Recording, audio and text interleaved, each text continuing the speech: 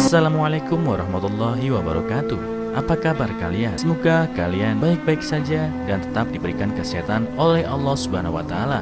Bantu channel kami dengan cara subscribe dan tekan tombol lonceng kalian. Terima kasih. Semoga kisah ini bermanfaat. Ibu yang bekerja di toko kelontong mendengar bahwa putrinya malu mengundangnya ke pernikahan mewahnya.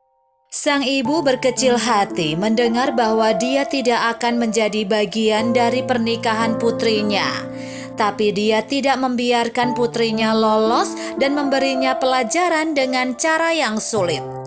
Rebecca Layton adalah seorang ibu tunggal yang membesarkan putrinya sendiri, Jennifer. Suami Rebecca, Peter, meninggal ketika Jennifer baru berusia 2 tahun. Dan setelah itu dia dipaksa bekerja untuk menghidupi mereka berdua. Rebecca sangat menyayangi Jennifer sehingga dia menunda semua ambisinya dan mencurahkan perhatian penuh padanya.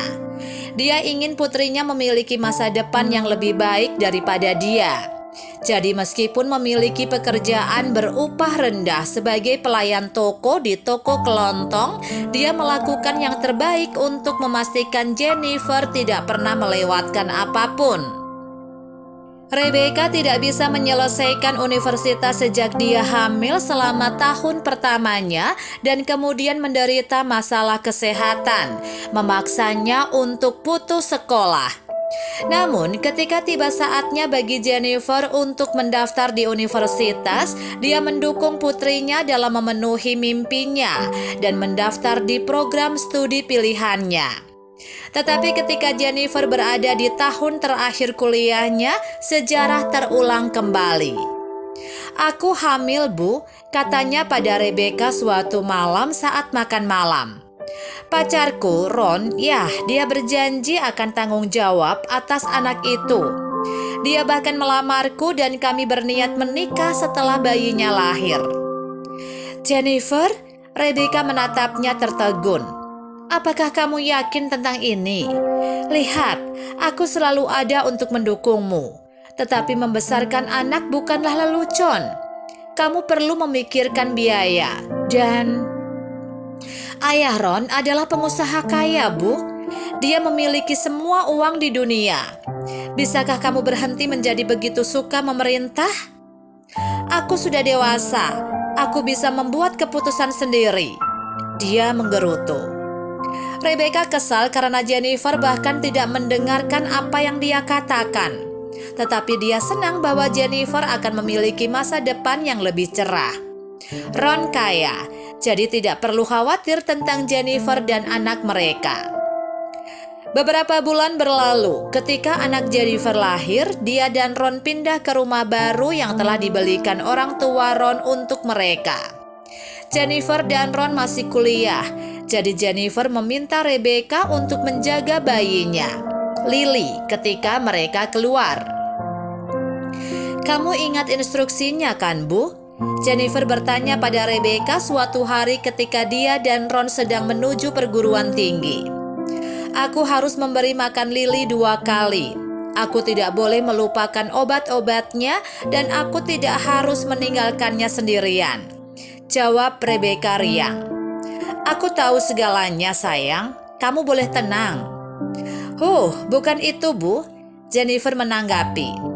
"Jangan sentuh apapun selain yang aku perintahkan padamu. Kami memiliki barang-barang mahal di rumah ini. Jika ada yang rusak, kami akan dibebani dengan tagihan yang besar. Kamu pergi. Bye." Rebecca mengerutkan kening. "Kamu masih anak-anak, Jennifer," gumamnya. "Kapan kamu akan menyadari bahwa kamu adalah seorang ibu sekarang? Kamu harus berhenti bersikap sembrono. Hati-hati dengan apa yang kamu katakan kepada orang lain." 2 hari kemudian Rebecca mengasuh Lily sampai larut malam.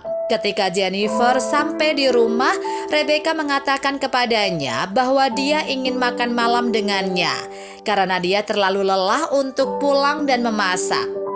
Namun Jennifer dengan tegas menolaknya. "Tidak, Bu, itu tidak mungkin," dia berkata. "Orang tua Ron akan datang dan kamu harus pergi." "Apa? Kenapa?" Ada baiknya kita semua bisa makan malam bersama. Ini bukan waktunya untuk berdebat, Bu. Mereka bisa pulang kapan saja. Kamu harus pergi sekarang. Perintahnya mengambil mantel dan tas Rebeka dan melemparkannya padanya. Rebeka hancur hari itu dan dia menangis sepanjang perjalanan pulang. Kali berikutnya Jennifer memintanya untuk mengasuh Lily. Rebeka berpikir 2 kali, namun dia akhirnya setuju. Jennifer pulang lebih awal hari itu dan dia meminta Rebeka untuk menyiapkan bubur Lily sebelum dia pergi. Rebeka ada di dapur sementara Jennifer berjalan ke kamarnya bersama Lily. Ketika selesai menyiapkan bubur, Rebeka pergi untuk memberitahu Jennifer tentang hal itu. Dan saat mendekati kamar, dia mendengar sesuatu melalui pintu kamar tidurnya yang terbuka. Jennifer berbicara dengan temannya Teresa tentang pernikahannya. Tentu saja Teresa, persiapan pernikahan sedang berjalan lancar. Lagi pula hanya 2 minggu lagi. Wisuda minggu ini dan Ron dan aku akan resmi menjadi suami istri minggu depan. Tapi aku belum memberitahu ibuku. Aku tidak ingin dia datang. Detak jantung Rebeka semakin cepat. Apa? Jennifer sudah merencanakan pernikahan dan belum memberitahuku. Kenapa? Apa maksudmu sebenarnya? Kenapa? Jennifer melanjutkan di telepon. Lihat, Ron ingin mengadakannya di sini, di New York, karena disitulah dia dibesarkan. Dan Anda dapat bertaruh bahwa tamunya akan menjadi elit, termasuk rekan bisnis ayahnya dan bahkan beberapa selebriti. Kemudian lihat Ibu Teresa. Dia bekerja di toko kelontong. Anda pernah melihat tangannya, bukan? Semuanya kasar dan berat karena bertahun-tahun bekerja di perusahaan berupah rendah itu. Tidak ada manikur yang bisa menghilangkan kotoran yang menumpuk di tangannya dari belanjaan.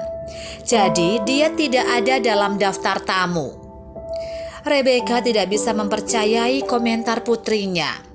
Air mata mengalir saat dia meninggalkan rumah hari itu dan menangis terseduh-seduh untuk tidur malam itu. Merasa sangat tertekan keesokan paginya, dia bahkan tidak pergi bekerja. Dia berjalan ke lemari dan mengeluarkan kotak kayu berisi semua uangnya untuk pernikahan Jennifer. Dia duduk di tempat tidurnya dan memutuskan untuk tidak menghadiri pernikahan Jennifer, tetapi berjanji pada dirinya sendiri bahwa dia akan membuat Jennifer sadar betapa salahnya mengejeknya. Jadi selama menunggu kelulusan Jennifer, Rebeka berbohong bahwa kakinya terluka dan akan terbaring di tempat tidur selama 2 minggu. Jennifer merasa lega karena melarang ibunya yang kotor dari pernikahan sekarang menjadi tugas yang mudah. Namun beberapa hari sebelum pernikahan, Jennifer tiba-tiba berubah pikiran. Dia merasa malu pada dirinya sendiri dan tidak bisa berhenti menangis karena dia menerima paket dari Rebeka. Di dalamnya dia menemukan selendang bersulam yang dihiasi dengan mawar kecil dan sebuah catatan yang ditujukan untuknya. Jennifer yang terhormat, Ibu benar-benar minta maaf karena tangan ibu tidak cukup bersih untuk menghadiri pernikahan kelas atasmu. Apakah anak itu menyukai ibunya atau tidak, hati seorang ibu akan selalu luluh untuknya. Ini bukan surat untuk menghina atau mengejek kamu seperti yang mungkin kamu yakini. Sebaliknya, ibu ingin mengungkapkan penyesalan ibu kepada kamu. Ibu ingin meminta maaf karena mengganti popokmu ketika kamu baru lahir dengan tangan kotor ibu. Maaf telah menahanmu untuk malam yang tak terhitung jumlahnya saat ibu menyanyikan lagu pengantar tidur untukmu sehingga kamu bisa tidur nyenyak. Maaf sekali lagi bahwa tangan kotor ini juga yang membantu kamu dalam langkah pertamamu sebagai bayi. Mengemas bahan makanan sehingga kamu bisa pergi ke perguruan tinggi, merawat bayimu, dan menyiapkan hadiah atau selendang yang kamu lihat untuk hari terpenting dalam hidupmu. Mengorbankan tidur selama 5 malam berturut-turut. Ibu berharap bahwa ketika Lily tumbuh dewasa, dia tidak pernah menganggap kamu atau tanganmu kotor dan memandang rendah kamu seperti yang kamu lakukan kepadaku. Sayang, ibu berharap kamu memiliki kehidupan pernikahan yang bahagia. Ibu akan selalu berharap yang terbaik untukmu. Dengan cinta, Mama. Jennifer seharusnya mendapatkan surat ini dan hadiah pernikahan dari Rebecca sehari setelah pernikahan. Tetapi takdir campur tangan, dan dia menerimanya lebih cepat. Air matanya terus jatuh saat dia membaca surat itu dan dia berlari ke rumah ibunya. Ketika Rebecca membukakan pintu, Jennifer memeluknya dan terisak tak terkendali. "Aku benar-benar minta maaf, Bu. Kamu menghadiri pernikahan. Jika kamu tidak hadir, aku membatalkan semuanya. Aku putri yang sangat buruk. Maaf." "Jennifer, apa yang terjadi?" tanya Rebecca bingung. "Saya menerima surat ibu, Bu. Saya benar-benar malu tentang apa yang akan saya lakukan. Saya akan memberitahu ibu apa saya telah berubah pikiran. Pernikahan tidak akan berlangsung di New York, Bu. Itu akan berada di kampung halaman kita, dan ibu akan berada di sana," dia berjanji pada Rebecca. Keesokan harinya dia memberitahu Ron tentang hal itu dan membatalkan pernikahan. Semua orang terkejut, tetapi Jennifer tidak berubah pikiran. 1 minggu kemudian pernikahan berlangsung di kampung halamannya dan dia mengenakan selendang bordir Rebecca alih-alih kerudung saat dia berjalan menyusuri lorong bersamanya. Nah, apa yang bisa kita pelajari dari cerita ini? 1. Jangan pernah tidak menghormati orang tua Anda. Mereka berusaha keras untuk Anda. Jennifer akhirnya menyadari betapa banyak yang telah dilakukan ibunya untuknya dan meminta maaf padanya. 2. Semua pekerjaan harus diperlakukan sama. Jennifer menyadari dia salah mengejek Rebecca karena dia adalah asisten toko kelontong.